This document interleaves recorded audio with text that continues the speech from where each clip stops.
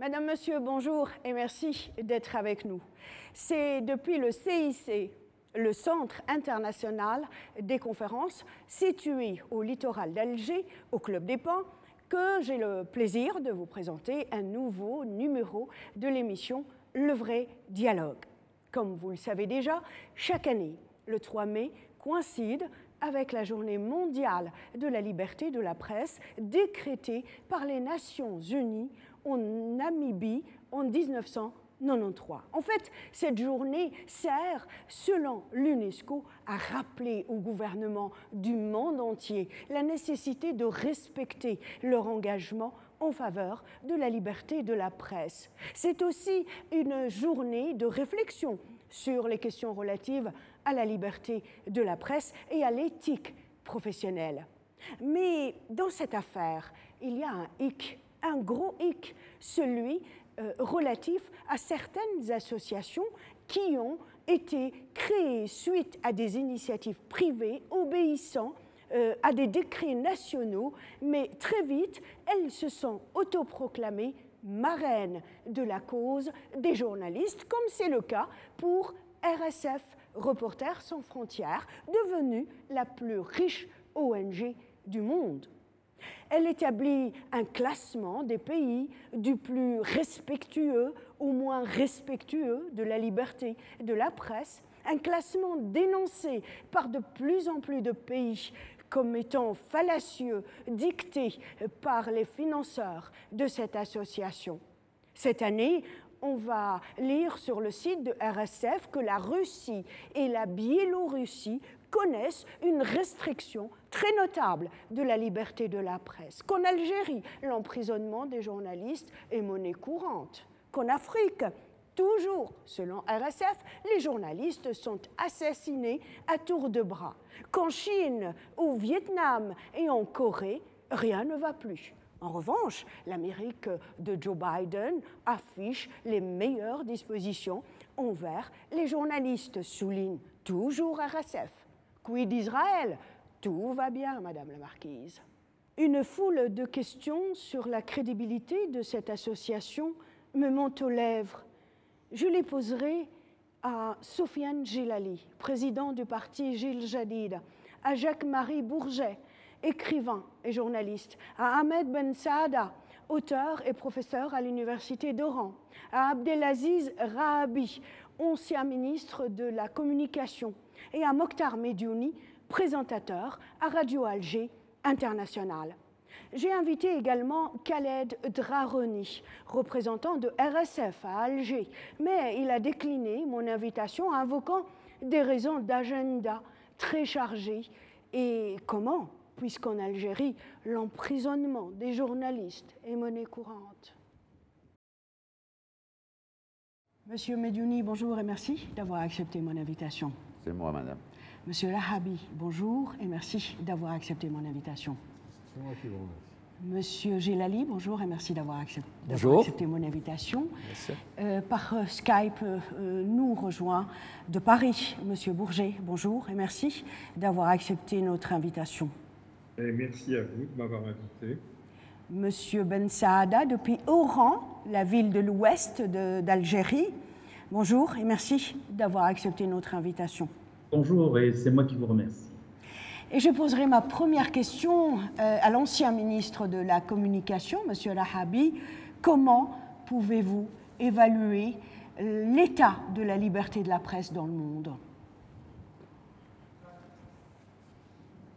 Dans le monde, il y a globalement un recul des libertés. Il est devenu très difficile d'exercer librement sa liberté d'expression dans des situations conflictuelles comme la Palestine, comme ce qui se passe essentiellement en Afrique. Je pense qu'il y a un recul de la liberté parce qu'il y a de moins en moins de garanties légales de la liberté. Pour avoir de la liberté, il faut le vouloir, mais il faut aussi tout un système de protection de la liberté. À mon sens, seule la loi doit pouvoir donner des garanties de liberté. Il n'appartient pas au pouvoir politique, au pouvoir financier, à ceux qui détiennent les moyens de communication, à ceux qui détiennent l'argent de la guerre, de fixer les espaces de liberté aux citoyens. Nous en savons beaucoup en Algérie, parce que historiquement, nous n'avons pas pu exercer cette liberté d'expression pendant la colonisation. Après, pour des raisons historiques évidentes, il était difficile d'exercer une liberté d'expression dans un système sorti de la guerre, dans un système de guerre froide aussi, dans un système qui était marqué par une division du monde entre l'Est et l'Ouest. Nous n'avions pas choisi un camp où la liberté d'expression était garantie. Et puis nous avons connu tout un processus en Algérie, je préfère parler de l'Algérie, où le processus d'appropriation des espaces de liberté a été très douloureux. Ce n'est pas une évolution tout à fait naturelle. La liberté d'expression en Algérie, comme acquis, n'est pas issue d'une évolution naturelle, progressive, intelligente. C'est venu après une rupture entre l'État et la société, une rupture entre l'État et ses élites, une rupture entre l'État et la classe politique. Et la demande de liberté d'expression est devenue comme une demande qualitative d'évolution de la société. La société a beaucoup évolué, le pouvoir a évolué moins que sa propre société. La liberté d'expression a été un instrument de mesure, en réalité chez nous. Elle a commencé à devenir une réalité depuis les années 90. Votre évaluation à vous, Monsieur Gelali? Écoutez, je pense que le sujet doit prendre une dimension beaucoup plus large d'abord. Comment inscrire la liberté d'expression? C'est d'abord et avant tout un contre-pouvoir. Systématiquement, tous les pouvoirs n'ont pas envie d'être mis en cause, n'ont pas envie d'être critiqués, ont envie d'avoir une forme de pouvoir absolu sur la société, sur ses rouages, etc. Et donc, bien entendu, un État de droit, un État qui respecte les libertés des individus et des citoyens, doit permettre cette expression plurielle des différentes opinions de manière à équilibrer, à s'approcher de la vérité qui est peut-être inatteignable dans l'absolu, mais qui devrait être quand même l'une des préoccupations de chaque intervenant sur la scène publique. Malheureusement, on l'a vu, la liberté d'expression, la liberté de la presse, la liberté de conscience, tout ça est venu dans le sillage de cette grande révolution de la modernité en Occident. L'Occident étant un petit peu le leader des civilisations ces siècles derniers. Le problème est que petit à petit, on s'aperçoit qu'il y a maintenant une concentration excessive des moyens d'expression, puisque les grands journaux, les grands médias mainstream, etc., sont entre les mains non pas des journalistes eux-mêmes qui font leur travail de manière professionnelle, mais entre les mains d'un capital qui travaille pour son propre intérêt. Et là, on le voit très très bien, de plus en plus, la liberté d'expression est devenue un outil de manipulation et de pression sur ceux qui ne veulent pas s'aligner sur un certain nombre de politiques. Et donc malheureusement, on le voit à travers les ONG, à travers même des institutions, les parlements, le Parlement européen et autres, défendre dans la forme la liberté d'expression, mais dans le réel, ils ne la respectent pas tellement. Et là, on l'a vu ces derniers temps. On peut prendre le nom de certains qui ont fait des alertes par Internet, qui se retrouvent aujourd'hui en prison ou au bord d'être jugés, tels que Assange. Mais il y a eu tellement d'autres cas. Et puis on voit comment l'information est traitée, toujours avec deux poids, deux mesures. Lorsque les autorités politiques décident de fermer Russia Today ou Sputnik ou autres, sans passer par la justice, sans avoir un argument, ils le font très facilement. Par contre, lorsqu'ils ont envie de perturber, de faire pression sur des pays qui ne les arrangent pas trop, à ce moment-là, ils réclament une liberté d'expression dans l'absolu qui peut déstabiliser la société visée. Et donc on voit bien que la liberté d'expression, c'est une très belle chose, mais encore faut-il lui mettre en place un environnement qui soit équilibré pour tout le monde. Monsieur Mediouni, vous avez bien entendu comment ils ont plus focalisé sur la liberté d'expression que la liberté de la presse. Je me suis déplacée de Bruxelles ici pour célébrer avec mes confrères algériens le 3 mai, qui est la journée mondiale de la presse. Alors, ma question, elle va toujours dans le même sens, vous savez. Vous pensez que la liberté de la presse, elle est un peu mieux ou pire qu'il y a 10 ans, 20 ans, selon vous? Si vous permettez, justement, je rejoindrai M. Rahabi et M. Soufiane Djilali quand ils ont parlé du paramètre liberté de la presse. Est-ce qu'il n'y a pas une nouvelle donne qu'il faudrait intégrer dans le champ politique actuel? C'est cette guerre de 4e génération, cette guerre de communication. Donc, moi, je dirais qu'il y a un net recul de cette liberté d'expression en fonction, la liberté de la presse, en fonction des conflits et des intérêts des uns et des autres. Comme ils disent que voilà, c'est celui qui détient l'argent qui détient l'info. L'info aujourd'hui, elle est au service de puissances. Et souvent, comme l'avait si bien souligné M. Soufiane Djilali, l'Europe, elle a toujours eu comme cheval de bataille cette liberté de la presse, liberté de l'homme, liberté d'expression, mais que finalement, les derniers conflits en Europe, le dernier conflit en Europe, nous a démontré ô combien cette partie du monde était en recul par rapport à ces principes.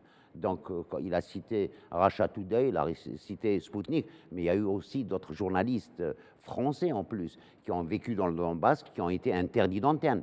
Donc là, cette liberté de la presse, elle est appliquée à certains pays pour des intérêts autres que les intérêts de la liberté de la presse. Voilà. Très bien. Monsieur Bourget, vous partagez l'avis de Monsieur Mediouni? Je ne pourrais pas parler de la situation algérienne et de la presse algérienne que je connais trop mal, mais je connais la situation globale de la presse en Occident, aux États-Unis, à l'Oural presque. Et je pense qu'il y a un problème structurel industriel, c'est-à-dire des propriétaires de journaux, le capitalisme, etc. Mais il y a aussi un problème humain, c'est-à-dire qu'avant, le journalisme, c'était une espèce de vocation, et chaque journaliste essayait de percer la vérité, d'avancer, etc., quoi qu'il arrive. Et aujourd'hui, on a une formation de gens qui ne sont pas des journalistes, mais qui sont des techniciens de presse, qui sont là pour rapporter, reproduire des vérités plus ou moins vérifiées, et du storytelling, comme dirait l'autre.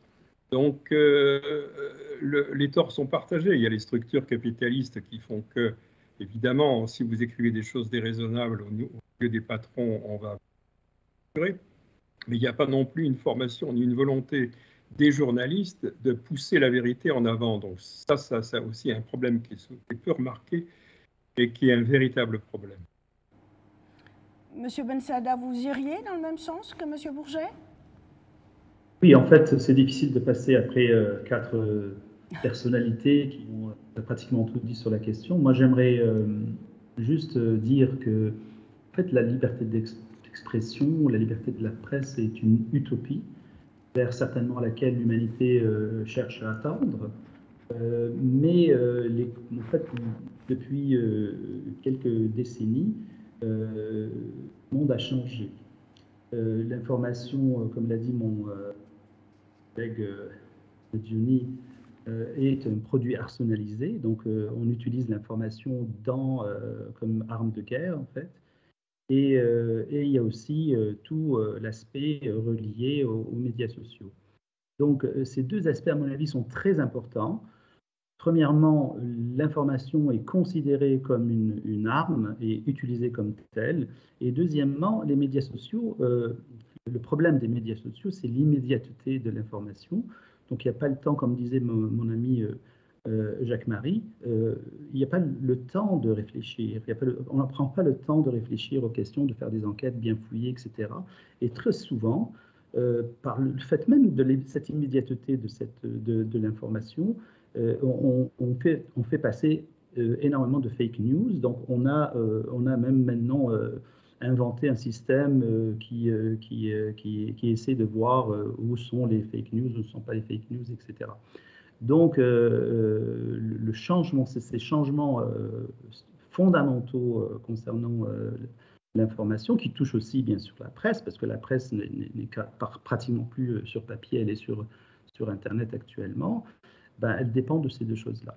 En plus, il faut dire aussi que si des industriels riche industriel s'occupe de la presse. Il ne fait pas beaucoup d'argent, en fait, c'est pas le but avec la presse, c'est pas de faire de l'argent, mais avoir un pouvoir de décision et avoir un pouvoir pour aider le pouvoir en place, que ce soit dans les pays occidentaux, que ce soit ailleurs. Très bien. Monsieur Rahabi, la liberté de la presse a beaucoup d'avantages, j'allais dire. Elle a beaucoup de points positifs. Elle permet au gouvernement d'être plus proche des citoyens. Elle aide le gouvernement à mieux appréhender, à mieux comprendre les attentes des citoyens. Mais est-ce qu'on peut dire aussi que la liberté de la presse a aussi des points négatifs? La liberté de la presse, à mon sens, est indispensable. Parce que si vous prenez la configuration algérienne, les pouvoirs traditionnels en Algérie n'ont pas changé jusqu'à l'avènement de la première expérience de libéralisation de la presse, c'est-à-dire en 88-89. Il faut dire que chez nous, tout vient par rupture brutale, rupture violente. Il y a eu les événements d'octobre, des manifestations populaires en Algérie, qui ont poussé le gouvernement à adopter des mesures, des réformes politiques. On a légalisé les partis politiques, on a ouvert les médias. C'est la première ouverture démocratique en Algérie, date de 89, la constitution de 89, sous Chadli Ben Jdid. Du coup, la presse est venue dans un espace qui était historiquement réglée par des pouvoirs politiques traditionnels. Elle voulait s'imposer comme un quatrième pouvoir.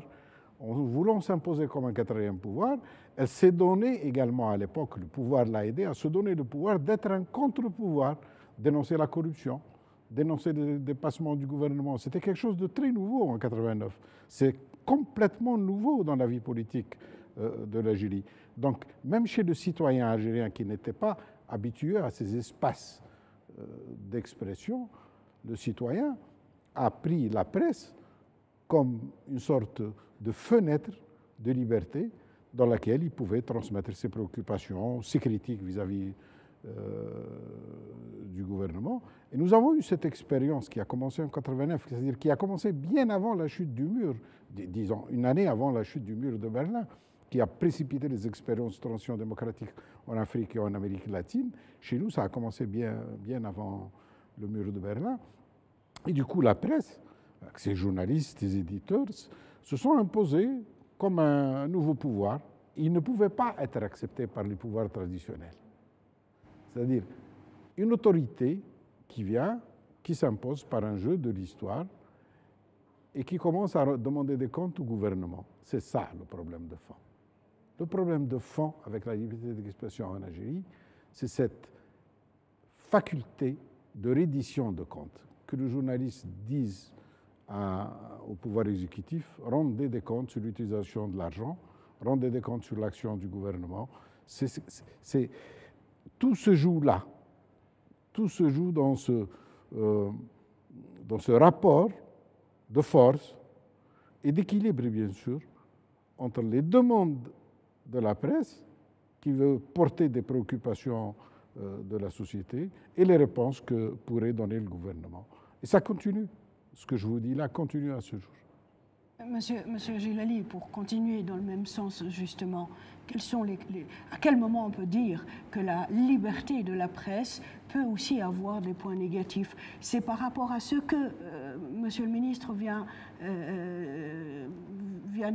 d'évoquer, c'est-à-dire à partir du moment où la presse, elle va demander à ce quatrième pouvoir, elle va demander à s'émisser et à demander des comptes à l'exécutif, voire au législatif.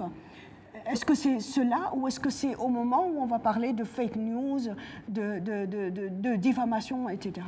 Je pense qu'à la base, il est évident que c'est par rapport à ces bienfaits-là que la liberté de la presse a été mise en avant, parce qu'elle dévoile les scandales, elle dévoile les dévoiements des pouvoirs, et c'est autant en Algérie qu'ailleurs. Donc ce rôle-là est absolument nécessaire. Mais en même temps, on le voit bien que la presse oriente d'une façon ou d'une autre un peu l'opinion publique. Et là, elle devient un outil qui est l'enjeu entre les détenteurs d'idéologies, quelle qu'elle soit l'idéologie capitaliste ou qu'elle soit une idéologie alternative ou de gauche, etc. Le problème est que petit à petit, on rentre dans une phase où le citoyen, en tant qu'individu conscient, qui doit être informé, se transforme petit à petit en un élément d'une masse que nous devons orienter. Et à partir de ce moment-là, le détenteur de l'information ou le détenteur de l'outil de l'information a envie d'orienter l'opinion publique, soit pour soutenir un projet, soit pour détruire un autre projet, et donc forcément détruire aussi des individus. Et à partir de ce moment-là, les fake news, le buzz en général, la nécessité d'apparaître, etc., entrent en jeu et faussent en réalité le principe de base sur lequel était fondée l'activité de journalisme. Et d'ailleurs, aujourd'hui, beaucoup de journalistes en font un métier pour vivre ou survivre, ça dépend dans quel pays ils sont, comme une source simplement financière, mais non plus cette motivation fondamentale de rechercher la vérité, de prendre le risque de s'aventurer dans le no man's land où on ne doit pas y pénétrer sans avoir l'autorisation ou le feu vert.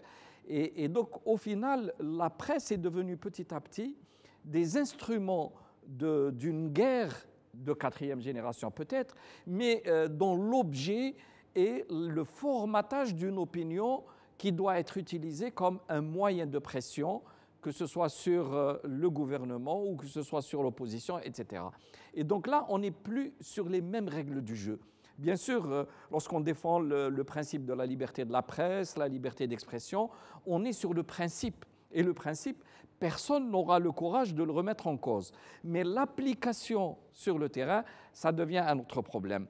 Et là, on rentre dans une phase extrêmement délicate où on voit, y compris les grands pays qui avaient mis sur pied ce contre-pouvoir, sont en train de réviser, sont en train de revoir les formes de fonctionnement. On a vu dernièrement un président de commission européenne qui avait dit clairement que dorénavant, la presse devra suivre les instructions et non pas suivre les informations telles qu'elles pourraient les recueillir sur place. En tout cas, Internet devra fonctionner en fonction des nécessités stratégiques des États. Et donc, ça devient toujours un problème de polémique, une utilisation qui peut être faite à bon escient ou à mauvais escient. Et c'est là où on doit pouvoir faire cette critique-là, séparer le bon grain de l'ivraie, encourager la véritable liberté de la presse, mais sans tomber dans les jeux de destruction qui peuvent être dramatiques par ailleurs. Monsieur Ben Saada, à quel moment on va commencer à faire ce genre de tri sans pour autant faire peur aux politiques et sans pour autant aussi s'auto-censurer? Alors pour moi, tout cela, c'est vraiment des jolis mots, c'est vraiment de la philosophie. L'information est un produit très dangereux. Et donc, faire en sorte qu'on ait de l'information qui soit fiable, qui soit nette, claire, etc., je l'ai dit tout à l'heure, c'est une utopie. De la même façon que l'information peut être biaisée, l'information on peut donner une demi-information, voir une information sur un angle, ne pas la voir sur l'autre, en fonction de nos intérêts. Donc, l'information elle-même est un produit qui est très malléable. Et c'est ce danger-là qui guette ce principe fondamental de la liberté d'expression. Je rappelle par exemple que dans une émission récente, le général Delaware était en ligne sur une chaîne française, et dès qu'il a commencé à parler d'une chose qu'il jugeait honnête, qu'il jugeait vraie, c'est-à-dire l'État d'Israël, il a été coupé de l'antenne, directement coupé de l'antenne. Vous comprenez? Donc, où est cette, on peut être d'accord avec lui ou pas d'accord, c'est pas ça le problème. C'est le problème d'être coupé, d'être censuré dès qu'on parle d'un sujet qui n'est pas conforme à la ligne éditoriale de la chaîne. Et là, on ne parle pas de gouvernement, on parle de la chaîne elle-même qui fait de la censure.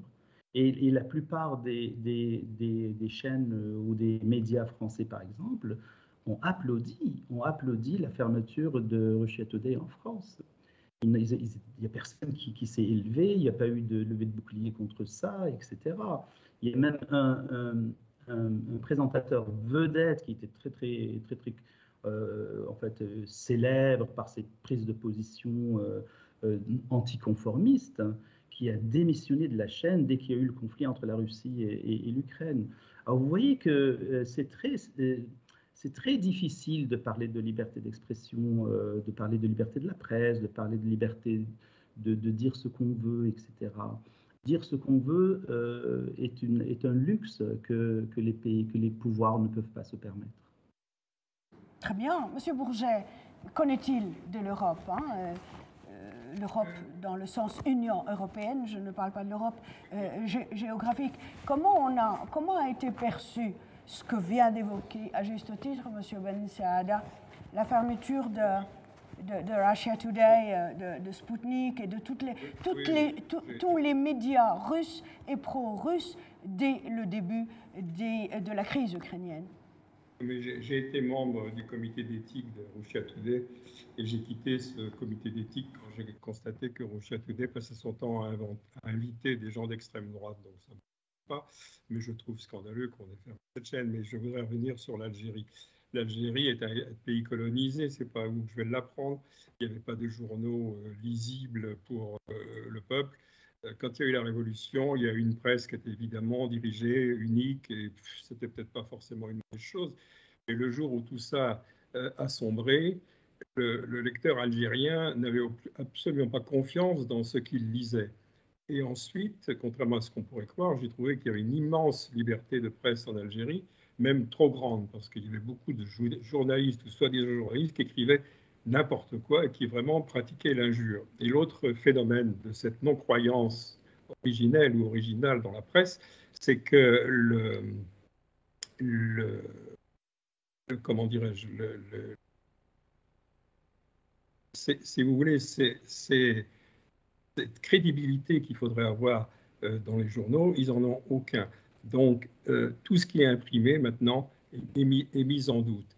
C'est ça qui est déplorable. Je ne veux pas dire qu'il y a une éducation du lecteur à faire, mais c'est un peu ça aussi. Quant à la leçon qu'on voudrait donner à l'Algérie, moi, je reviens plutôt sur un autre terrain. Moi, j'étais en Irak quand CNN passait des témoignages disant que les Irakiens avaient jeté les bébés des couveuses sur le sol de l'hôpital du Koweït. J'étais là quand, soi-disant, les cormorans étaient noyés dans le goudron par Saddam Hussein. J'ai vécu Mme Judith Miller dans le New York Times décrivant les armes de destruction massive. Donc, si vous voulez, il ne faut pas vous auto-flageller, vous, l'Algérie, parce que ça ne va pas très bien, parce qu'il y a des problèmes et autres. C'est vrai qu'il y a vraiment des problèmes structurels qu'il faudrait un peu sur les pieds. Mais quand on voit comment ça se passe ailleurs, actuellement, comment les États-Unis ont menti sur l'influence russe sur l'élection américaine. Alors, le New York Times et le Washington Post formulent des excuses, comme d'habitude, puis le lendemain, ils recommencent les mêmes bêtises. Si vous voulez, la liberté de la presse, elle n'est pas à chercher en Occident.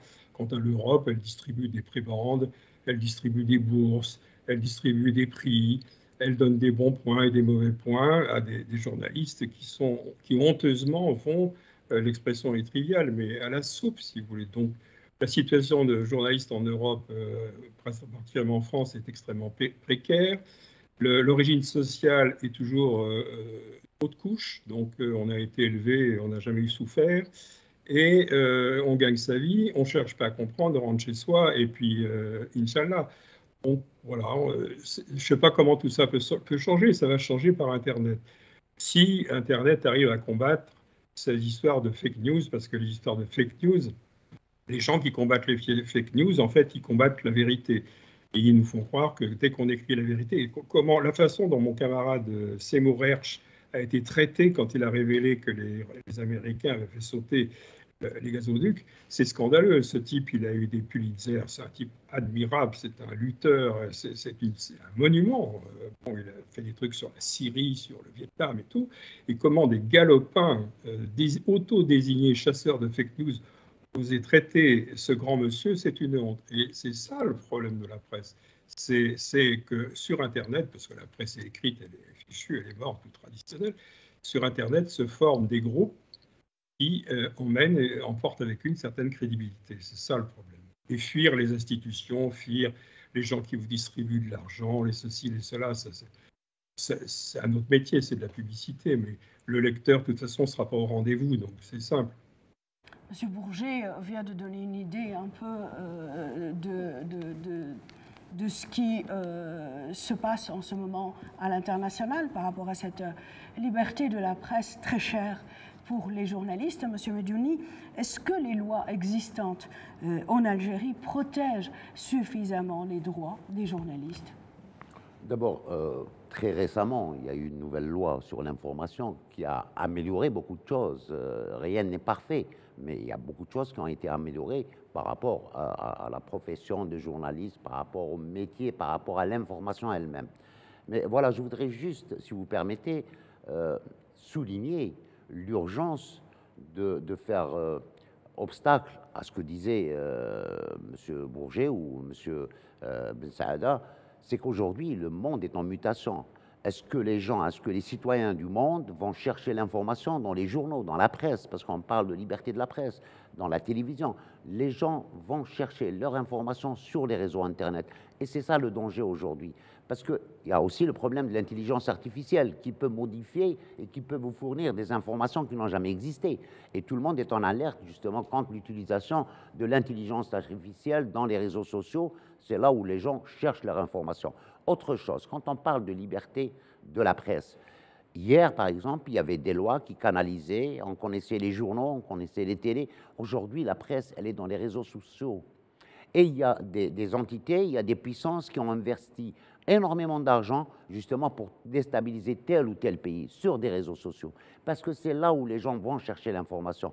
Je pense qu'aujourd'hui, même ces lois doivent être adaptées à la nouvelle donne qui est, il faudrait le reconnaître, les gens, les populations mondiales ne cherchent plus l'information ni dans les chaînes de télé, ni dans la presse. Autre chose, comme il vient de le souligner, même aux États-Unis, quand on parle de liberté de la presse, un jour, quand il y avait Donald Trump qui était devenu président, et comme CNN était pro-démocrate et elle n'était pas pro-républicain, eh bien, les correspondants de CNN, on leur a retiré leur accréditation au niveau de la Maison-Blanche. Donc, pour vous dire que cette notion de liberté de la presse, elle est tributaire de qui vous allez servir avec cette presse. Et c'est pour cela qu'aujourd'hui, je pense que les lois doivent être adaptées, changées en fonction de la nouvelle donne, qui est les réseaux sociaux, qui donnent le plus d'informations et que les gens regardent le plus. Monsieur Habib, qu'est-ce qui fait qu'à un moment donné, on va dire qu'un média est très fort ou à contrario, un média est très faible? Est-ce que c'est le nerf de la guerre ou il y a autre chose?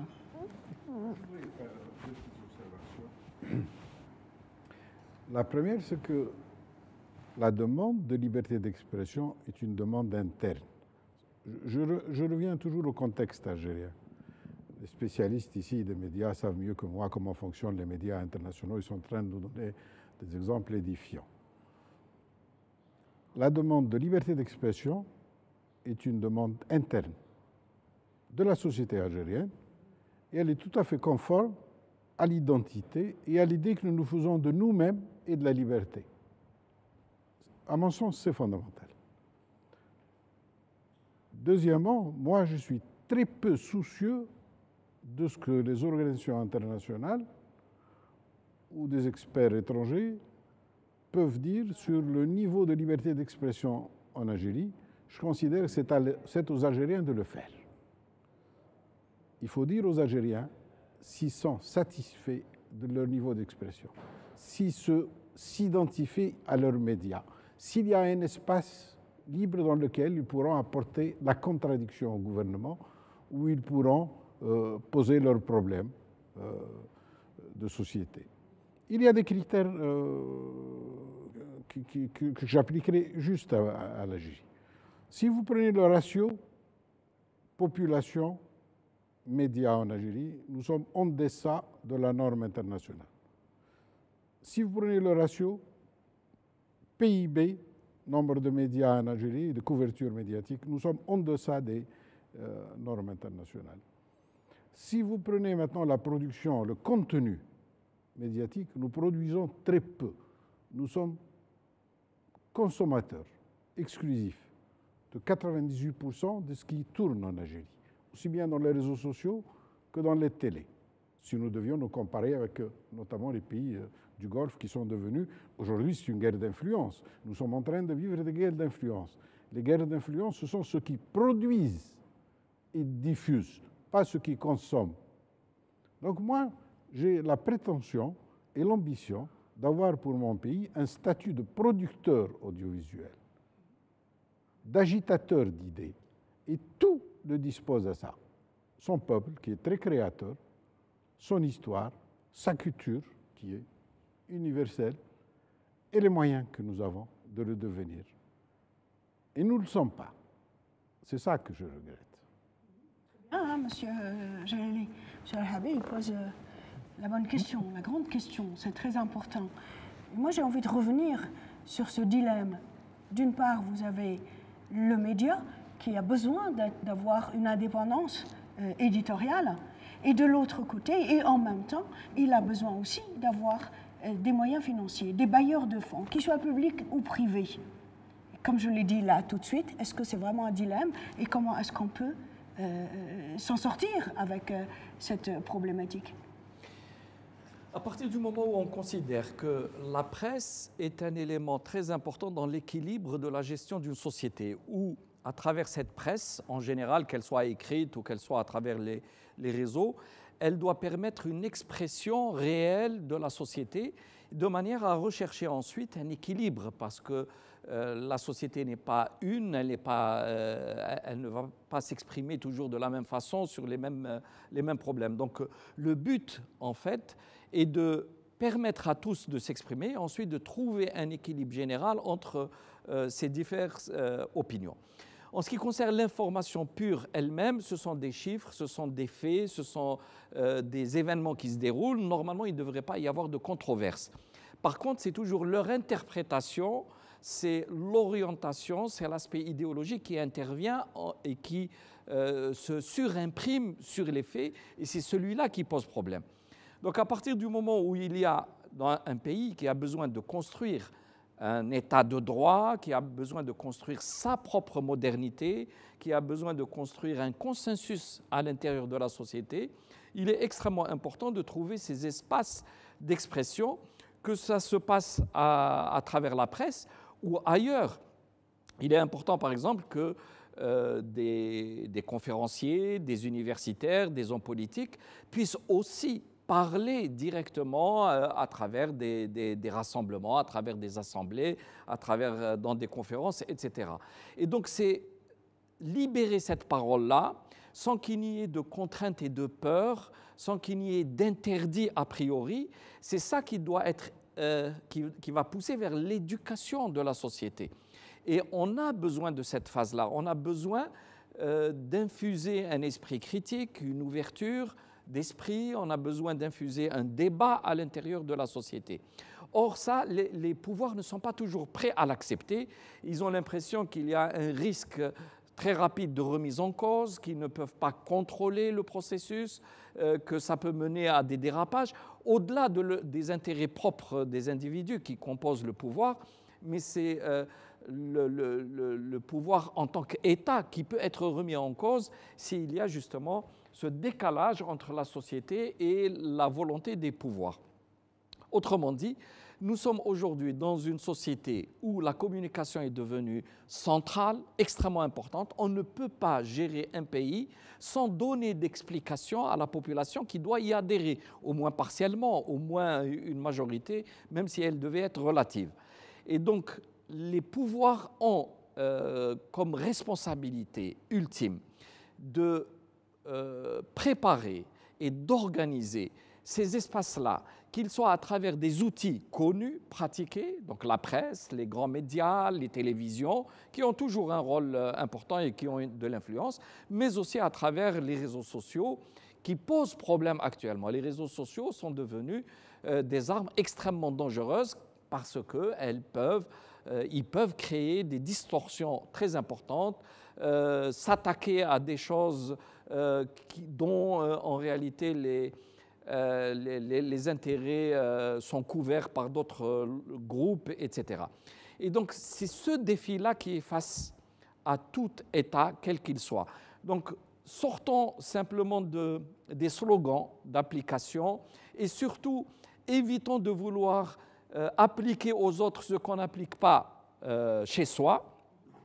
Et s'il y a cette volonté générale de construction, je pense que l'humanité entière se trouverait mieux.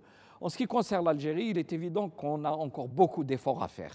Il y a des efforts à faire dans le débat, dans la liberté d'expression, dans l'organisation même du métier des médias, qu'elles soient privés ou publics. Les médias sont extrêmement importants, mais je pense qu'ils n'ont pas toute l'attention nécessaire de la part des pouvoirs publics. Ada, vous êtes un observateur aguerri. Et je vais poser pratiquement la même question pour la troisième fois. Expliquez-nous, nous de l'autre côté de la Méditerranée en Europe, comment sont financés les médias algériens, publics et privés?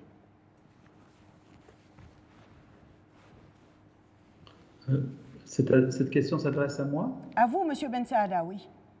Ah, d'accord.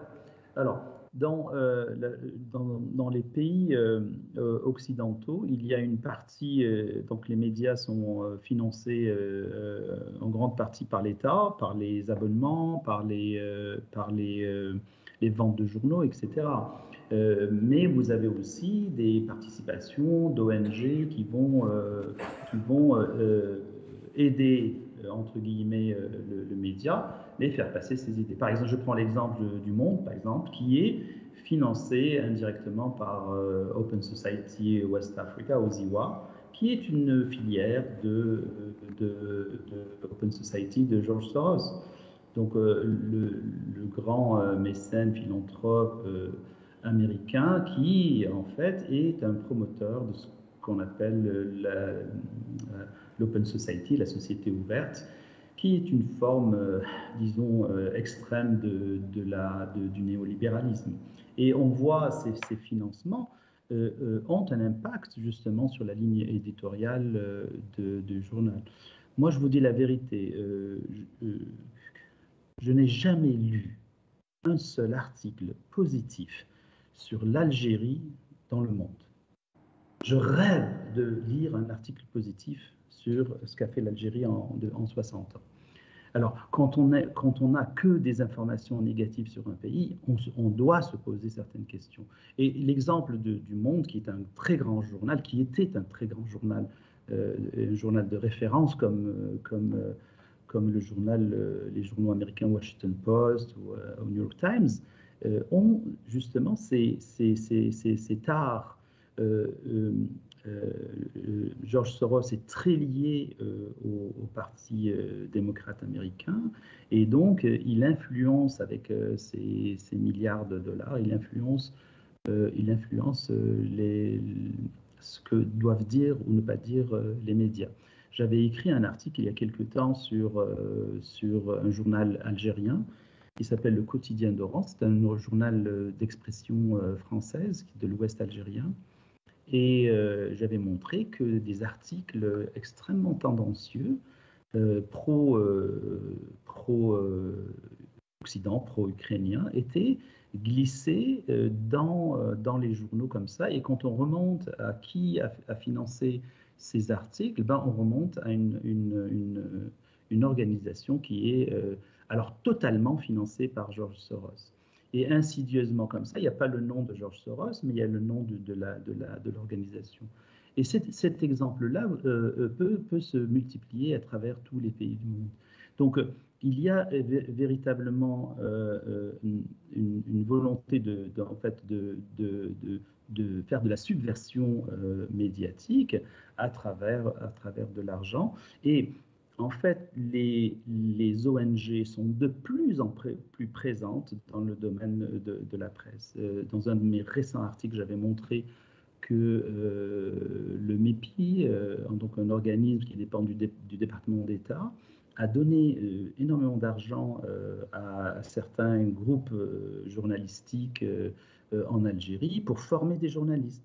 Pourquoi le département d'État s'intéresse à la formation des journalistes en Algérie? Dans un article qui va paraître bientôt, que je suis en train d'écrire, je montre aussi que une filiale de Oziwa, donc de l'Open Society, a donné énormément d'argent pour former des journalistes à Oran, dans ma ville à moi. C'est un article que je suis en train d'écrire et qui va paraître dans les semaines à venir. Donc, il y a une volonté, au-delà en fait, comme en Algérie, les médias sont pour la plupart financés par la publicité étatique, mais il y a aussi une ingérence étrangère qui tend à faire une promotion de certaines valeurs et de certaines idéologies politiques qui ne sont pas anodines. Très bien, monsieur. J'espère que cette fois-ci, vous allez aller directement dans le sujet, monsieur Mediouni. Monsieur Ben Saada, il vient de répondre en partie. Le sujet qu'il vient d'évoquer est très sensible et très important. Il a dit que une certaine presse privée algérienne serait financée ou cofinancée par des organismes étrangers. Sinon, on finance ici, la presse algérienne, il a dit, la publicité étatique. Nous sommes une télévision belge, francophone, internationale. Un Ivoirien, un Congolais, un Belge, un Français, un Suisse, ils ne comprennent pas très bien. Dites-moi, s'il vous plaît, monsieur Mediouni, comment la presse algérienne est financée, la presse privée et la presse publique? Justement, en Algérie, d'abord, il n'y a pas de traitement distinctif entre la presse privée et la presse étatique. Tous les deux bénéficient d'une subvention de l'État à travers ce que vient de dire M. Ahmed Ben Saada, la publicité que l'agence de l'ANEP octroie. Ça d'un côté, mais il y a un côté aussi où certaines presses privées n'a pas vu le jour comme ça. C'est qu'il y a beaucoup d'argent derrière pour arriver à mettre en place cette presse privée. On se rappelle déjà, avant l'avènement de l'arrivée de M. Abdelmajid Tebboune à la tête de l'Algérie, qu'il y avait des gens très très riches, qui avaient des chaînes de télé, qui avaient des journaux. Donc il y avait beaucoup d'argent. Et d'ailleurs, le temps nous a démontré que cet argent était mal acquis, mais il était investi justement par ces gens-là pour défendre leurs intérêts et une politique qui n'était pas dans l'intérêt de l'Algérie, mais dans leur intérêt personnel. Aujourd'hui, je pense que les choses commencent à s'améliorer. Il faudrait, comme ils l'ont souligné, M. Rahabi, il est mieux placé que quiconque pour nous dire ça, que ça demande du temps pour mettre de l'ordre. Mais disons que le temps, comme on dirait en anglais, time is more expensive than money, que le temps est encore plus cher que l'argent, parce qu'aujourd'hui, tellement ça va vite sur les réseaux sociaux, que chaque retard qu'on prend, ça fera de nous des gens qui seront toujours en retard. Donc, il faudrait mettre en place les mécanismes adéquats pour faire face à cette nouvelle donne qui est les réseaux sociaux et l'intelligence artificielle, parce que demain, on n'aura plus besoin de financement. Il y a d'autres moyens de financement qui viennent, comme l'a dit si bien Dr Ahmed Ben Saada, par des organismes qui n'ont rien à voir, mais qui ont une politique, une feuille de route pour détruire, pour déstabiliser, pour créer un mécontentement. Et ça, on se rappelle qu'avant, d'ailleurs je citerai le cas du Chili, c'était les multinationales qui étaient utilisées pour déstabiliser des pays, tel que ça a été le cas pour Salvador Allende, pour créer, pour payer, pour créer du mécontentement. Aujourd'hui, il y a des ONG qui sont partout dans le monde, et on a vu que, par exemple, allez, prenons le cas, d'ailleurs, M. Bourget est là avec nous aujourd'hui, quand on parle de RSF, M. Bourget n'a pas été défendu par RSF, et pourtant, il a frôlé la mort, il a bataillé 18 heures, voilà. on va parler tout à l'heure de RSF, qui est en fait une association de droit français. RSF, acronyme de Reporters sans frontières. On va en revenir. Monsieur Gilali a demandé la parole. Oui, c'est juste pour clarifier, peut-être que les téléspectateurs ne saisissent pas très bien. En fait, la presse algérienne est libre. Il y a des entreprises à titre privé qui ont leur registre de commerce. Ils ont donc un capital propre. Pour ceux qui ont les moyens, les grands groupes, peuvent faire autant des journaux que des télévisions. Il y a beaucoup de télévisions privées maintenant, relativement en tout cas. Ensuite, les sources de financement officielles viennent d'une agence nationale de publicité qui, elle, réunit en général la publicité des entreprises publiques, puisque le secteur public économique est assez important et il a aussi des besoins de publicité. Et donc, l'ensemble des entreprises publiques font leur publicité à travers cette agence-là qui est la plus puissante. Mais ensuite, il y a des entreprises privées qui, elles, peuvent aussi faire appel directement à la publicité, à tel ou tel journal. Donc, vous avez des journaux qui ont un bon lectorat et en fonction de la cible des entreprises, elles peuvent afficher des publicités dans ces journaux-là. Malheureusement, cette partie de la manne publicitaire est fluctuante en fonction de l'activité économique. Et comme tout le monde le sait, pour ce qui concerne l'Algérie, depuis 2014 à peu près, avec la chute du prix du pétrole, jusqu'au Covid et ensuite un petit peu les bouleversements qu'il y a eu, le secteur économique en général est plutôt en difficulté. Et donc forcément, d'autant plus que beaucoup d'entreprises privées étaient liées à une forme d'oligarchie qui s'est formée avec le régime précédent et où il y a eu beaucoup de concentration d'argent entre les mains de quelques groupes privés qui, eux, finançaient non seulement leurs propres organes de presse et médiatiques, mais aussi essayer...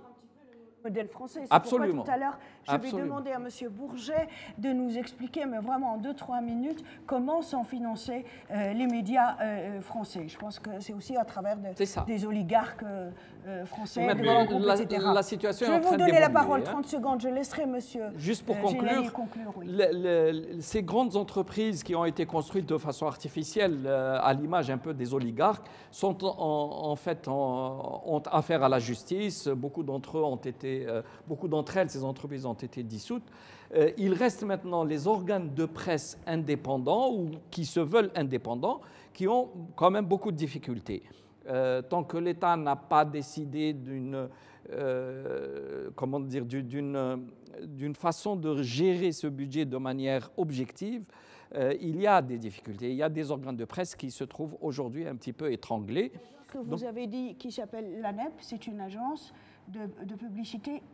C'est une société publique. C'est une société publique qui fait de la publicité pour les entreprises économiques publiques. D'accord. Donc le capital public doit s'exprimer à travers une publicité publique. La presse privée mais aussi. elle réparte, pardon, mais l'ANEP donne ces publicités également au secteur privé, c'est-à-dire elle ne l'exclut pas.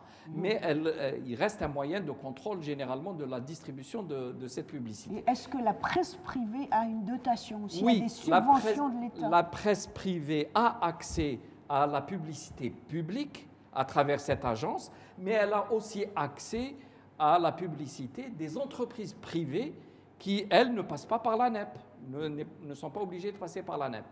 Et tout cet argent qui circule ou qui circulait, qui circule toujours, ne répond pas aux besoins d'une certaine presse, évoquée tout à l'heure par M. Ben Saada, qui dit qu'elle a été appâtée par les financements étrangers.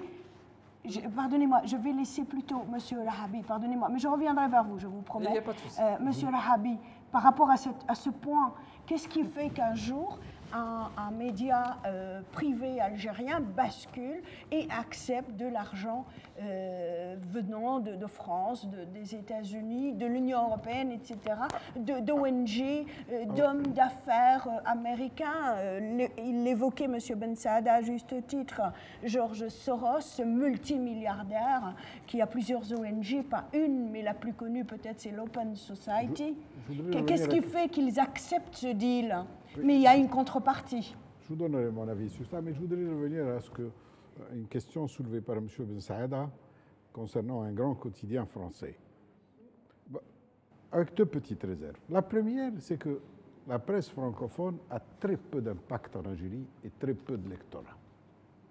Il faut peut-être observer les choses avec un peu plus d'objectivité concernant l'Algérie. Le lectorat arabophone est dominant, pour ne pas dire il est exclusif. Le lectorat francophone se réduit peut-être à l'élite, mais il y a très peu d'influence sur la société. Et si je reprends toujours cette histoire de ce grand quotidien français, je vais vous citer une situation que j'ai vécue quand j'étais porte-parole du ministère des Affaires étrangères sur cette question même. Ce quotidien se vendait à presque 30 000 exemplaires jour en Algérie, dans les années 80. Lequel le quotidien français? Oui. Le Monde? Le Monde. Ah. Avec l'ouverture démocratique en Algérie et la Constitution de 89, l'ouverture vers la presse privée indépendante algérienne. Ces ventes ont baissé de 95% en moins d'une année. Pourquoi? Parce que l'Algérien allait chercher les informations sur son pays dans sa propre presse, qui, une année auparavant, était une presse publique qui lui disait absolument rien sur la réalité de son pays. Les dirigeants algériens se confiaient au Monde et à d'autres titres internationaux, ils ne se confiaient pas à leur presse. Avec l'ouverture de 1989 et l'avènement de nouveaux titres, avec un gros tirage, une belle crédibilité, une nouvelle expérience, bien sûr. C'est une aventure politique, la presse. C'est un long parcours, c'est un long processus. Nous n'avions pas de tradition de presse indépendante.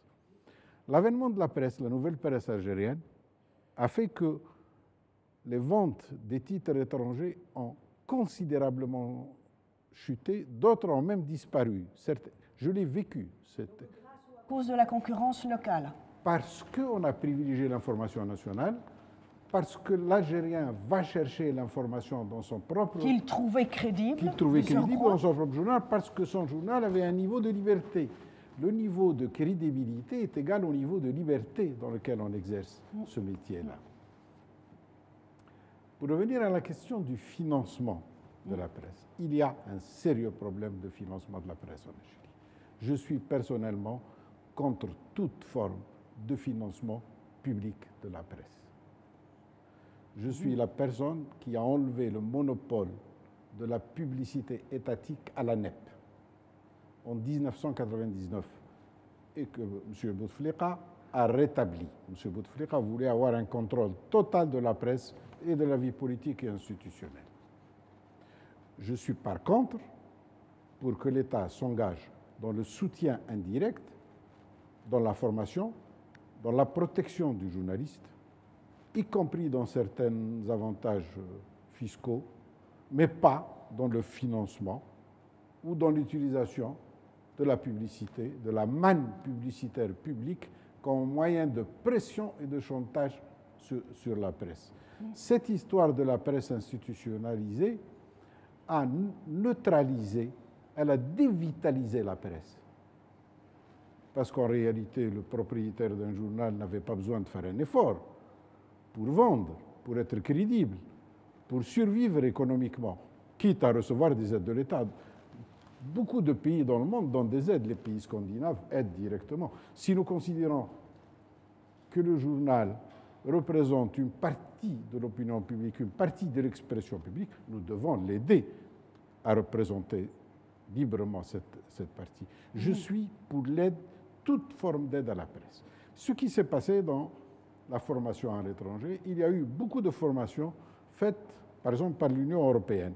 Les formations de journalistes qui ont été faites par l'Union européenne ne sont pas remises en cause parce qu'elles ont été concédées par l'État. Il y a eu des conventions entre l'État et...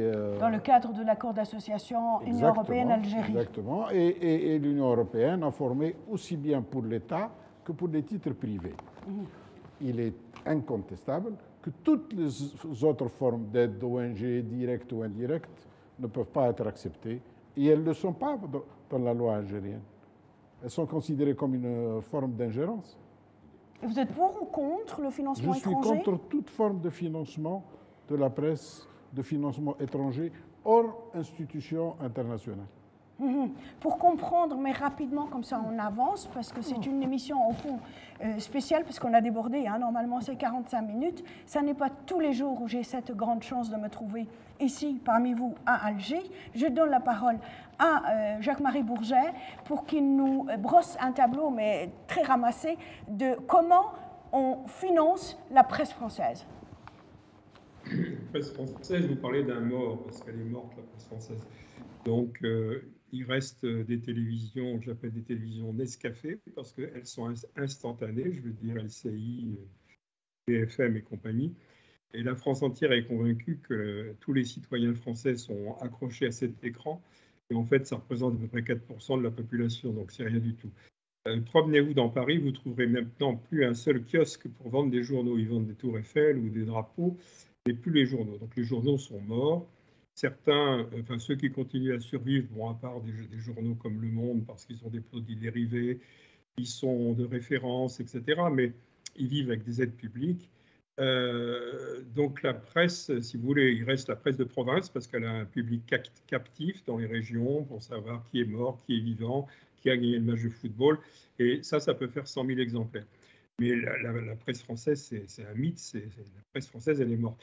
Et je ne partage pas du tout votre avis sur les réseaux sociaux parce que la liberté de demain est l'issue de la presse et l'issue de notre société est dans les réseaux sociaux. Parce qu'un réseau social, ça ne coûte rien.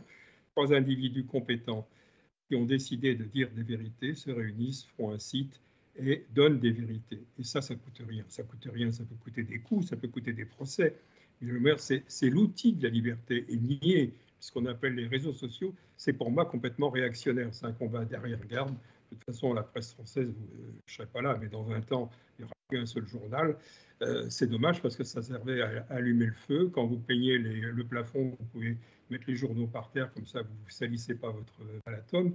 Mais c'est fini. Vous parlez de choses, pour ce qui concerne la France, qui n'existent plus. La presse, elle est morte. Alors les financements, il y a quelques milliardaires, M. Arnaud, M. Pinault, M. Drahi, etc., qui achètent des journaux pour avoir de l'influence, mais ce n'est plus un produit industriel et ce n'est pas du tout un produit de vérité ou un produit d'expression intellectuelle intéressante, c'est juste des prospectus. Donc si vous voulez, quand vous me demandiez de parler de la presse en France, moi je vous réponds, en gros, ça n'existe pas, c'est un mort. Avec mes confrères français, mais bon, c'est votre avis et je le respecte et je sais que vous êtes cash et c'est bien d'entendre aussi ce son de cloche dans la francophonie à travers notre télévision. Je pose ma question maintenant à Monsieur Ben Saada. On a effleuré tout à l'heure RSF, je rappelle simplement qu'on est début mai 2023 et nous sommes en train de célébrer la journée mondiale de la presse, non pas seulement le 3 mai, mais ça va être tout le mois de mai. Et je reviens à RSF. RSF, une association française de droit de droit français et qui s'est autoproclamée ONG. Je ne sais pas qui l'un ou l'autre qui peut-être a des connaissances juridiques plutôt précises pour nous expliquer comment on passe d'une bête association, comme dirait un Belge, à une ONG internationale pour enfin s'immiscer dans les affaires des pays et pour, comme l'a effleuré tout à l'heure au début M. Ben Saada, comment dire, classer les pays de celui qui respecte le plus la liberté de la presse à celui qui respecte le moins, mais c'est un classement plutôt subjectif, sélectif. Je donne la parole à M. Ben Saada et j'ai envie, dans la foulée, entrer dans un cas particulier puisque nous célébrons encore une fois la liberté de la presse et j'ai cette chance d'être à Alger.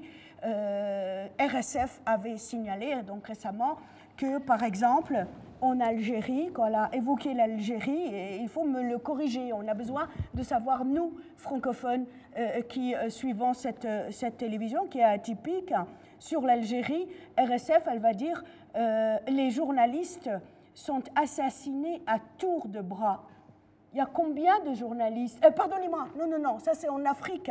Ça c'est en Afrique. Pour l'Algérie, elle dit l'emprisonnement des journalistes est monnaie courante. Monsieur Ben Saada, aujourd'hui, il y a combien de journalistes algériens en prison? 100, 200, 300, plus?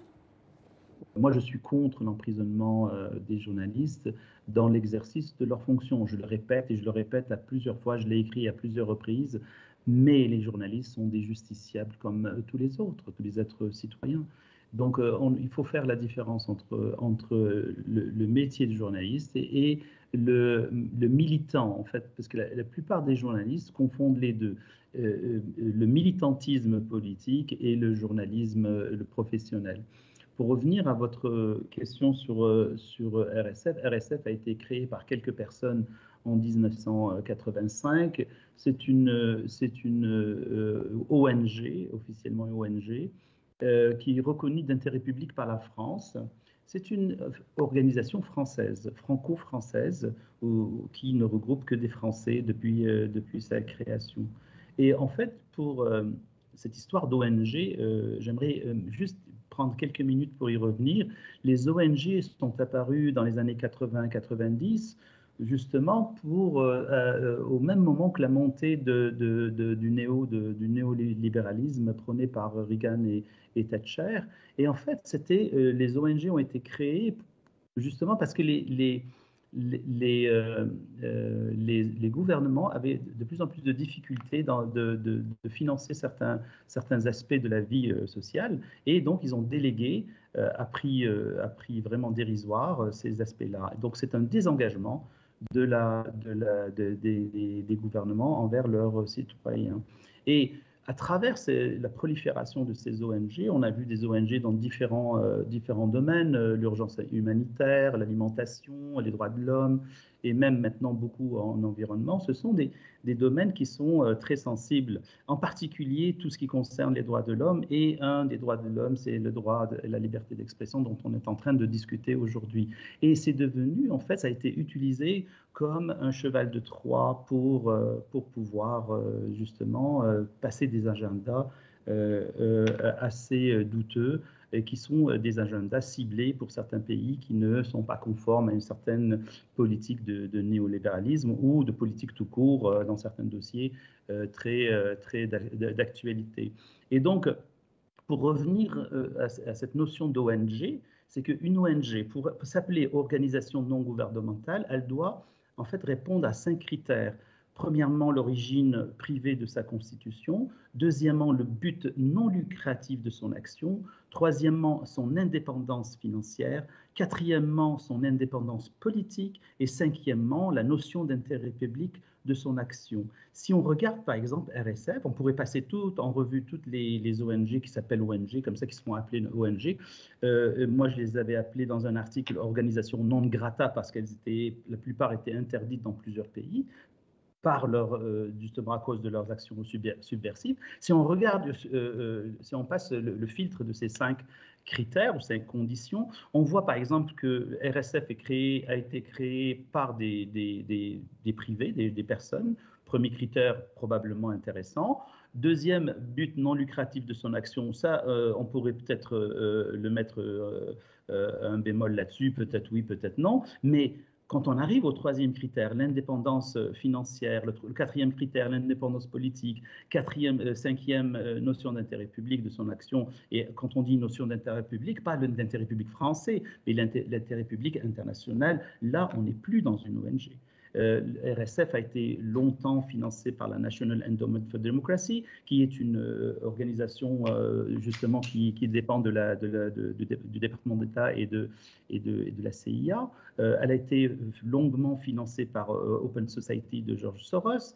Elle a été financée par le Center of Free Cuba, un organisme d'anticastrisme, donc des opposants cubains qui vivent en Floride, et cette organisation a été à 100% financé par la NED elle-même.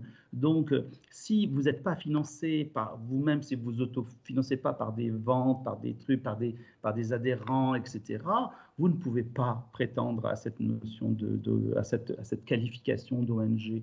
RSF n'est pas une ONG au sens propre du terme. Autre chose, comment voulez-vous que RSF critique les États-Unis si elle est financée par les États-Unis? D'autant plus qu'un de ses créateurs, de ses fondateurs, qui est Robert Ménard, est un gars d'extrême droite, un ancien pied noir qui encore rêve de l'Algérie française, même qui a écrit un livre qui porte ce nom. Et donc, vous pouvez pas, il n'y a pas cette crédibilité par rapport à ça. Et puis, autre chose, qui a mandaté RSF pour jouer ce rôle?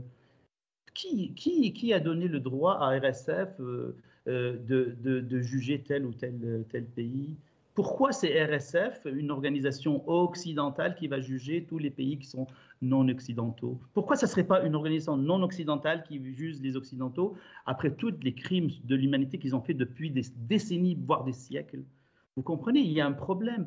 Une organisation qui doit protéger les droits des journalistes et les droits et la liberté de la presse devrait être une organisation qui dépend d'une organisation internationale où tous les pays sont représentés, par exemple comme l'ONU ou alors le syndicat international de journalisme ou quelque chose de cet acabit. Pas 2 personnes ou 3 personnes qui vont dans leur garage créer quelque chose et après ils nous sortent des critères dont on ne sait pas d'où ils viennent et ils disent « Oh, vous êtes libre d'expression, non, vous êtes contre la liberté d'expression, etc. » Donc il y a quelque chose de fondamentalement pourri dans cette organisation. D'autant plus qu'en 2019, ils ont reçu un prix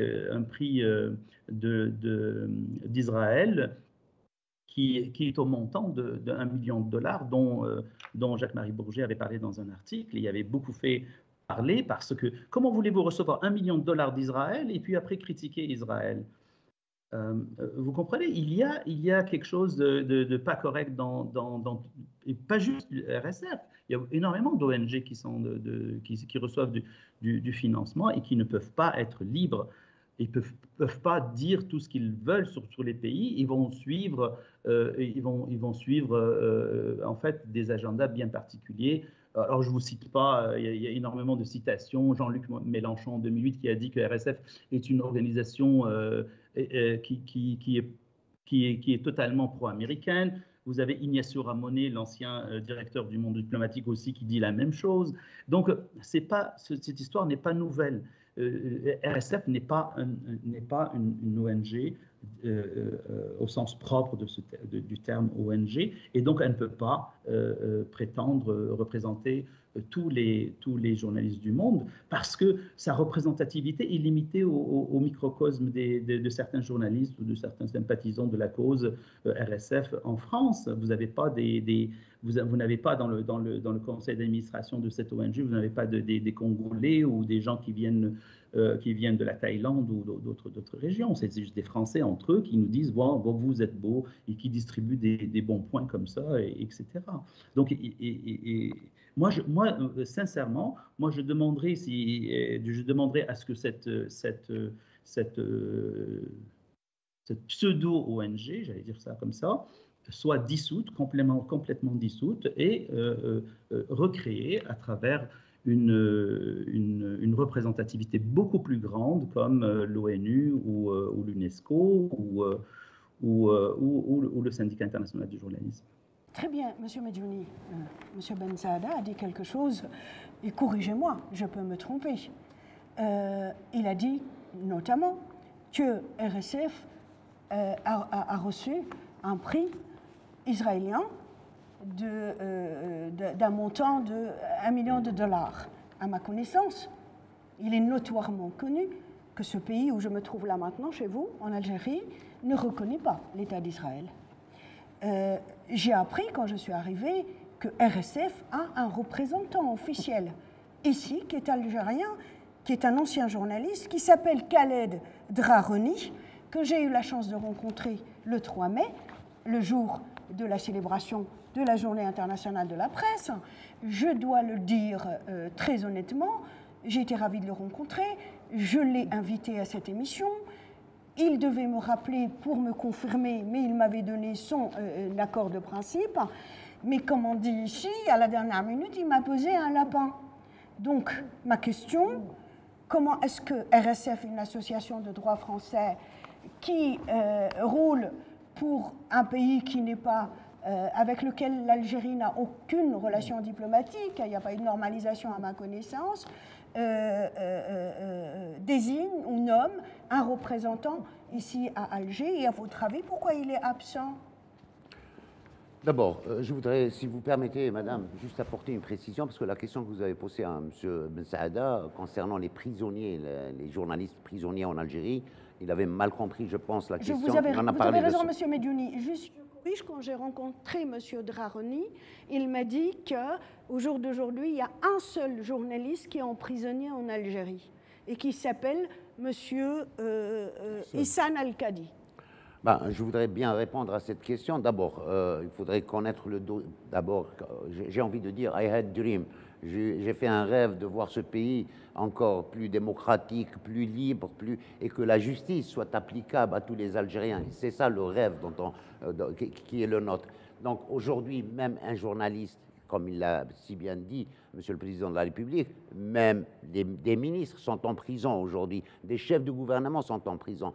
Il fallait qu'on arrive à un moment où la justice, elle est au-dessus de tout le monde, qu'elle soit applicable à tout le monde. Je peux avoir le métier de journaliste, mais si je commets un acte qui est du droit commun, je dois être justiciable comme tout le monde. Et c'est ça justement tout le problème. La déclaration a été faite et la précision a été apportée. Je dis qu'aujourd'hui, d'abord, il y a 2 journalistes, il n'y a pas un, qui sont en prison, mais pas pour le délit de presse, mais pour d'autres faits qui sont des faits de droit commun. Je parlerai de celui de Annaba, qui a participé à l'évasion ou à la sortie clandestine d'une militante qui était sous le contrôle judiciaire. D'accord? Ça, c'est un fait de droit commun qui n'a rien à voir avec l'acte de presse. Et vous avez cité cette personne à qui la justice, justement, reproche des faits de droit commun qui n'ont rien à voir avec le délit de presse. Donc ça, c'est pour surtout apporter cette précision. Aussi, je dirais que mon rêve, c'est qu'il n'y ait personne en prison. C'est un peu utopique, mais c'est ça mon rêve, parce que la vie, elle est tellement courte qu'elle est précieuse pour tout le monde.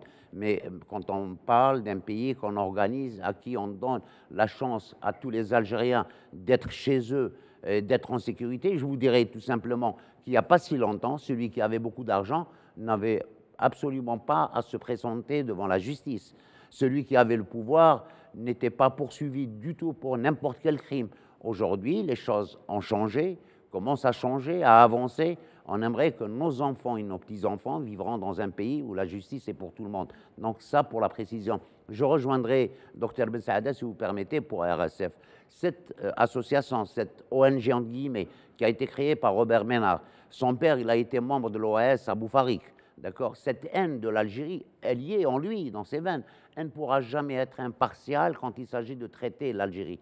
Aussi, moi je me demande de quel droit elle peut traiter l'Algérie ou la classer. On classe la Chine, la Corée du Nord. Vous êtes qui, comme il l'a si bien dit, Dr Ben Saada? Est-ce que vous êtes des élus? Est-ce qu'on vous a désigné? Quelle expertise vous avez pour juger les pays?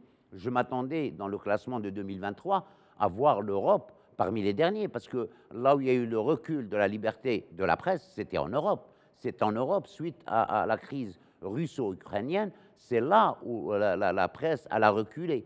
Donc on voit ces pays européens qui sont en haut, et la Chine, la Corée, le Vietnam, et on focalise sur l'Algérie, alors qu'il y a plusieurs prisonniers, journalistes prisonniers pour des délits de presse au Maroc, qu'on ne cite pas, on ne focalise pas, du moins. En Israël, cette année, il y a eu l'assassinat d'une journaliste, Shirin Abu Akleh. Qu'est-ce qu'elle a fait RSF, justement, pour Shirin Abu Akleh? Qu'est-ce qu'elle a fait RSF pour ces journalistes européens, russes, qui ont été éjectés, leurs comptes gelés en Europe? Moi, je ne prends pas parti dans ce conflit, ni avec la Russie, ni avec l'Ukraine. Moi, dans tous les conflits, j'aimerais bien que ça s'arrête, parce qu'il y a des vies humaines qu'il faudrait préserver. Mais qu'on soit au moins objectif et juste, si on veut être crédible, il faudrait être quand même assez juste dans ses jugements et ne pas prendre parti avec tel ou tel parti. Puis, vous êtes un homme politique. Hein? Est-ce que vous serez en mesure de dire ici que RSF n'a rien à faire en Algérie? Est-ce que, pour reprendre ce que M. Medjouni vient d'évoquer, pourquoi cette RSF fait pour M. El-Kadi ne fait rien pour feu Mme Abou Akleh? Je pense qu'il y a quelques vérités aussi à rétablir. Cette journée de la presse, nous la devons, pas à RSF, nous la devons à des journalistes africains qui s'étaient réunis dans les années 90 à Windhoek, 60 journalistes africains qui ont lancé l'appel de Windhoek, qui a été soutenu par l'UNESCO. Il faut le dire, ce processus d'organisation des journalistes, de classement, d'aide aux journalistes, de protection des journalistes, est un processus qui est né en Afrique. C'est un processus africain. Ce n'est pas un processus issu qui avait reçu à l'époque le soutien de l'Algérie, parce qu'il y avait l'UNESCO derrière. J'ai passé une grande partie de ma vie dans la diplomatie. Ce qui me permet de dire aujourd'hui que je ne suis pas sensible au classement ou à l'appréciation qui est faite de mon pays sur la question de la presse. Ce qui importe pour moi, c'est le journaliste algérien, c'est le citoyen algérien. Quelle est la perception que se fait le citoyen algérien de la liberté de presse? Quelles sont les garanties données aux journalistes algériens pour lui permettre d'exercer librement son métier, sans contrainte, sans judiciarisation de ses actes, avec une protection qui ne peut être donnée que par la loi, pas par le gouvernement. Pas par le gouvernement. Comment organiser un syndicat des journalistes algériens? Ils sont 5000, ils ne sont pas organisés.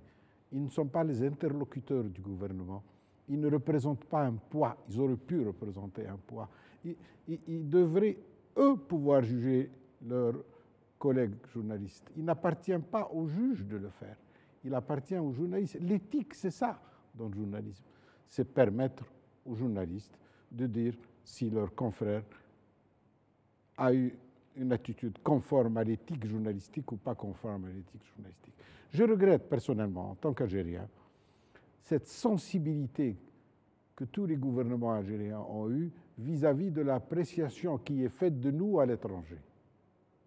Je pense que nous devrions être plus sensibles aux demandes de nos citoyens, aux préoccupations de nos citoyens, aux interrogations de nos citoyens, aux critiques. Tout à l'heure, vous avez dit qu'il y avait de grands quotidiens francophones. Bien sûr, algériens, Le Monde a plié bagage, il a fait la malle. Il y avait des quotidiens arabophones qui tiraient à 700 000 exemplaires. Ils sont aujourd'hui à 30 000. Il faut se poser des questions, le recul de la presse écrite. Il faut se poser des questions sur l'absence de presse spécialisée en Algérie. Il faut se poser des questions sur ça. C'est un pays qui a un potentiel extraordinaire, qui peut produire de la matière dans l'audiovisuel. Je pense, personnellement, que nous devrions être plus attentifs à ce qui se dit à l'intérieur qu'à ce qui se dit à l'extérieur. Très bien. J'aimerais que M. Gelali aussi réagisse par rapport à RSF. Bon, je pense que l'accord est unanime avec un peu de bonnes raisons. Il n'y a absolument aucune raison pour qu'une association d'un pays vienne s'immiscer dans la politique d'un autre pays. Sinon, ce qu'on peut comprendre, lorsqu'il y a une corporation reconnue, qui a ses représentants, qui est légitime, là, elle a le droit et le devoir de défendre les membres, quel que soit le pays auquel ils appartiendraient. Donc, venir en tant qu'association dans un cadre très restreint, s'immiscer dans un pays, encourager les uns contre les autres, ça, il n'y a aucune raison de l'accepter. La dimension financière aussi est extrêmement importante.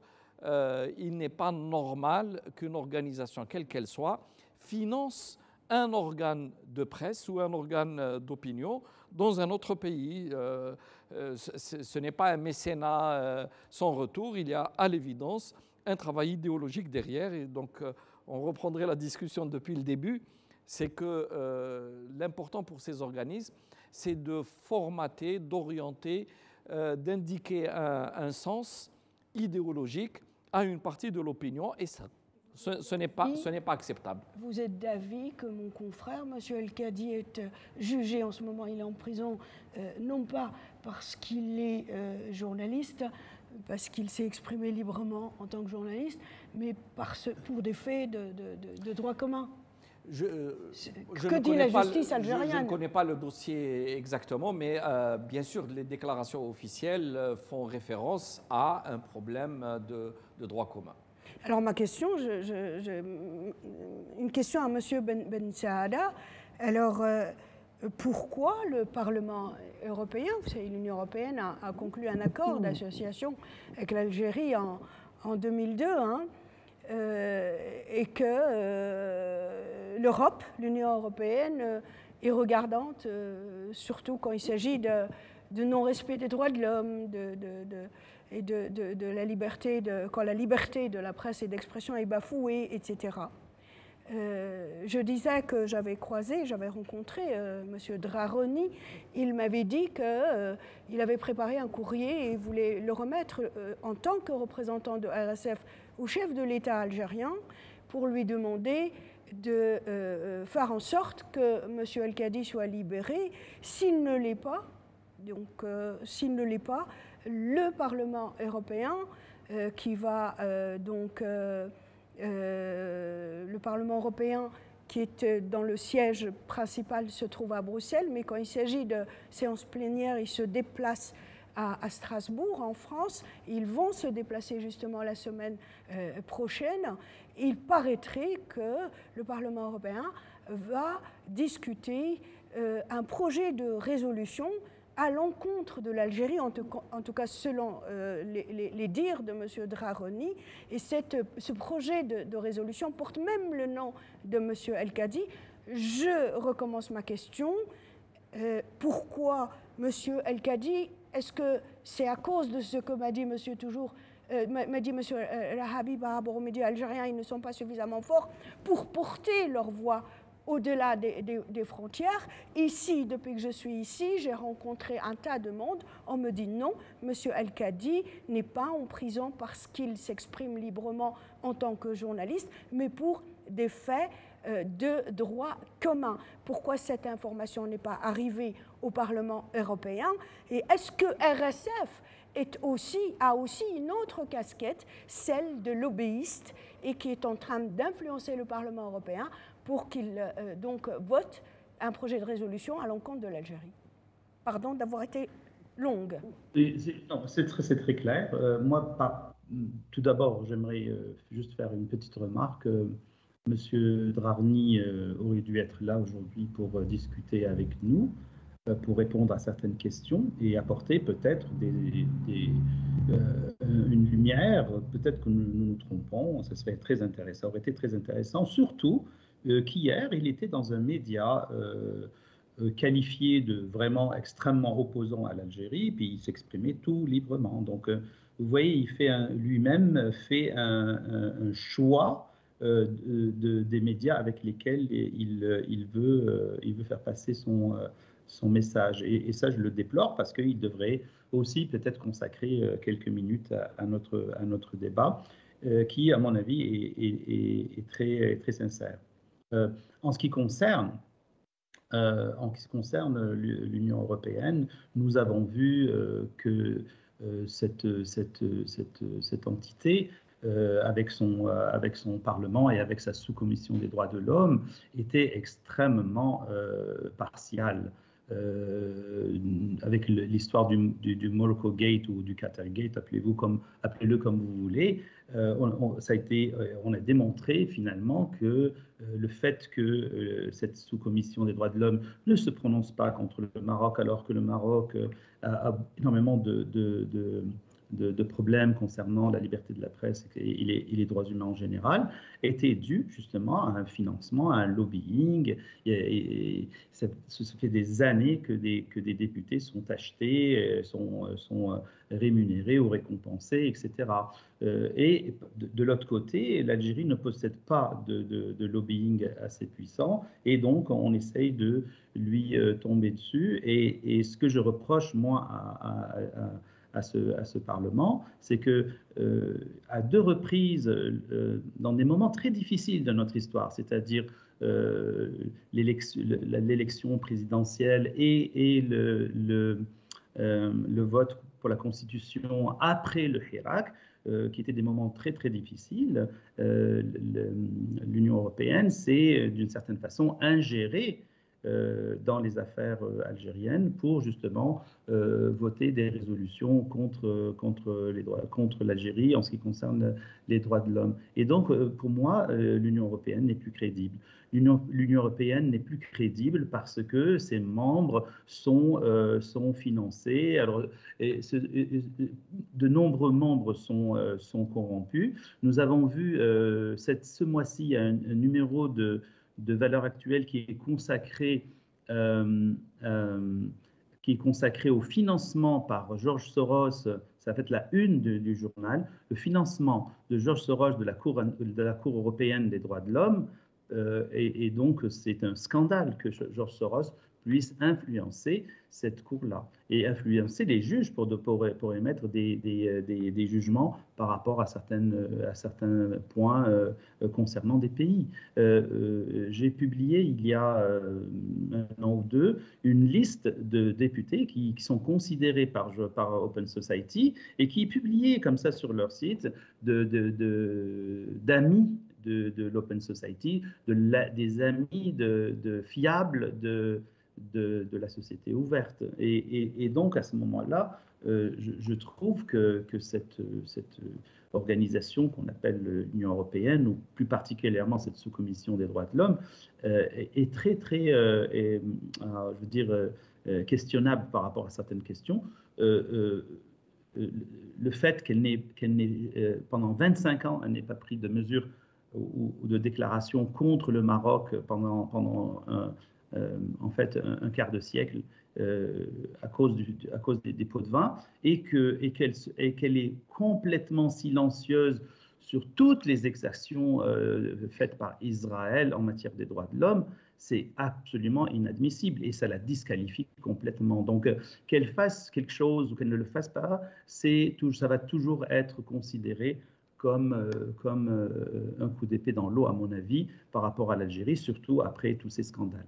Très bien. Moi, je vais donner la parole à mes trois invités qui sont ici dans le studio. En guise de conclusion, j'aimerais que vous répondiez à la question que j'ai posée à M. Ben Saada, mais sans sortir du sujet. Ma question était, est-ce qu'aujourd'hui, RSF est aussi un lobbyiste et c'est elle qui fait la pluie et le beau temps au Parlement européen? Il ne m'a pas répondu directement à cette question, mais il nous a donné des informations très importantes. Il a rappelé un peu le scandale de corruption dans cette institution qui est le Parlement européen. En attendant, j'aimerais juste rappeler que quand M. Draroni m'a fait faux bond, j'ai appelé Pauline Hadès-Mével, qui est la porte-parole relations médias chez RSF. Elle n'a pas répondu. Et j'ai laissé un message vocal. J'ai appelé aussi Émilie Pourrier. J'ai mal noté son nom, je ne la connaissais pas. Elle est directrice des productions, toujours chez RSF, pour leur demander un peu éventuellement de remplacer à pied levé leurs collègues ici à Alger. Moi, j'ai envie de lui dire, il a été journaliste, donc à ce confrère, que ça n'est pas très, j'allais dire, catholique de ne pas se présenter quand on représente une soi-disant ONG qui défend la liberté de la presse. Allez-y quand vous voulez, celui qui veut répondre à ma question en guise de conclusion. Monsieur Habib. Non, je ne sais pas pourquoi. Moi, je ne suis pas, je vous l'ai dit, je ne suis pas sensible à ce qui se dit. Je n'ai pas cette sensibilité. Il y a beaucoup d'organisations de journalistes aux États-Unis. Expliquez-moi clairement, directement, de manière cash, monsieur Lahabi, comment est-ce que le représentant de RSF à Alger me dit si monsieur El-Kadi ne sort pas de prison, le Parlement européen va voter une résolution à l'encontre de l'Algérie? Je ne suis pas porte-parole de RSF et je ne suis pas du tout sensible à ce que toutes les formes de pression que peuvent organiser des ONG.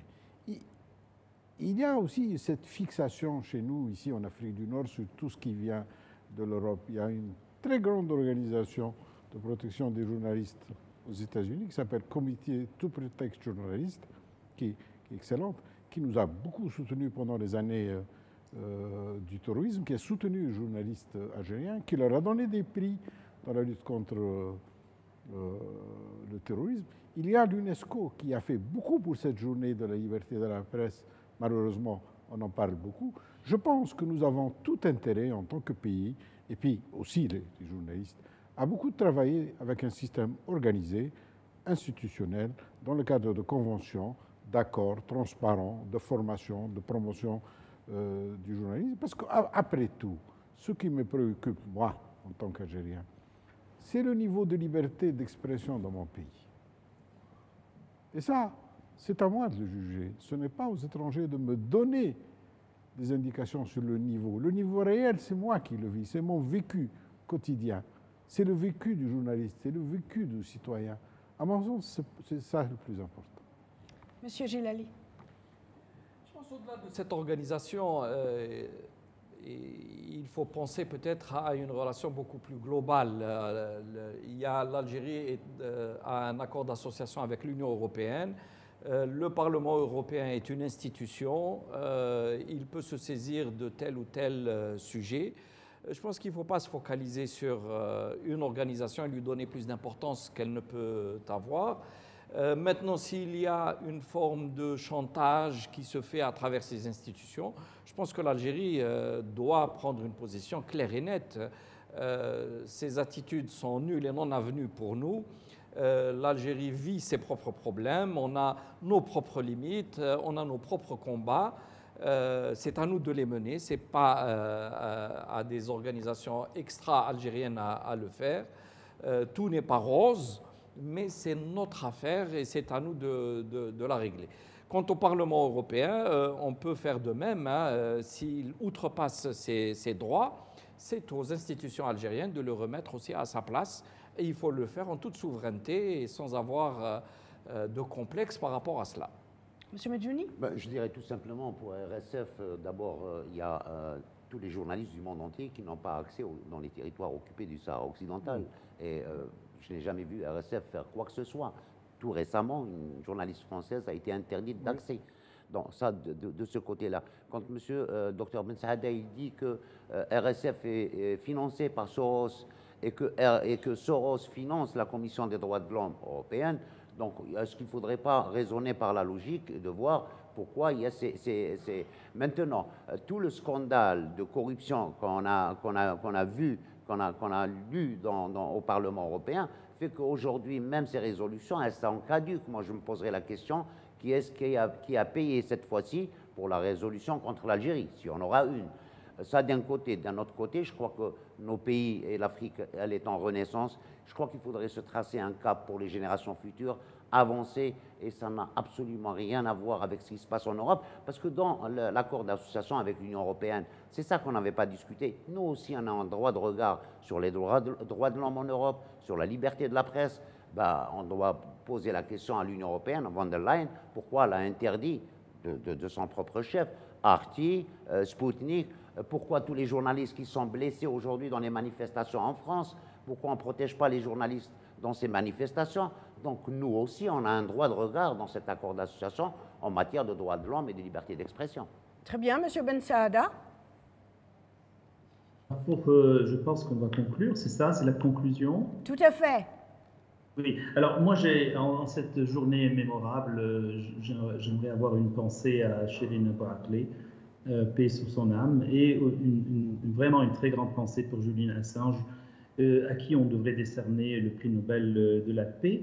Et je pense sincèrement que si Julian Assange était un Chinois ou un Coréen et qu'il aurait dénoncé ce que fait son pays, et cela fait très longtemps qu'il aurait le prix Nobel de la paix, et qu'il ne serait pas, comme maintenant, mis dans une geôle dans un pays qui se dit extrêmement garant de la liberté d'expression, et qui risque l'extradition pour les États-Unis, et avec une peine qui lui pend sous le nez de 175 ans de prison.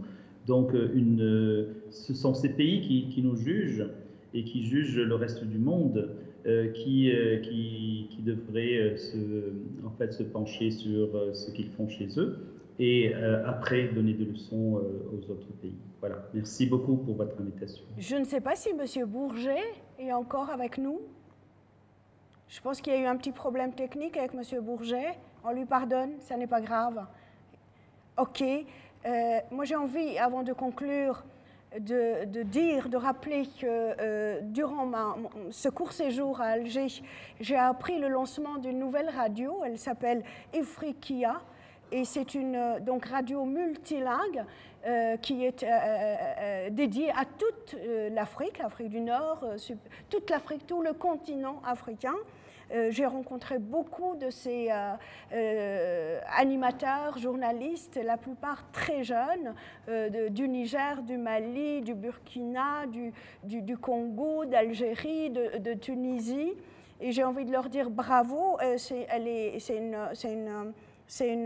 radio c'est une radio FM, mais je pense qu'elle est aussi, comme c'est la mode aujourd'hui, elle est sur Internet.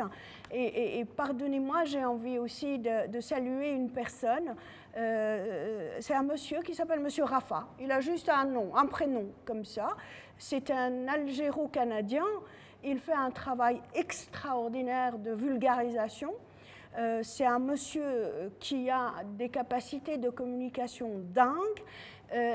Il a ce pouvoir de simplifier l'information pour la vulgariser et la remettre à l'algérien lambda. Donc j'ai eu envie de le saluer. Messieurs, franchement, merci beaucoup d'avoir participé à cette émission. Je vous remercie vraiment. Madame, Monsieur, cette émission s'achève. Merci de l'avoir suivie. Au revoir.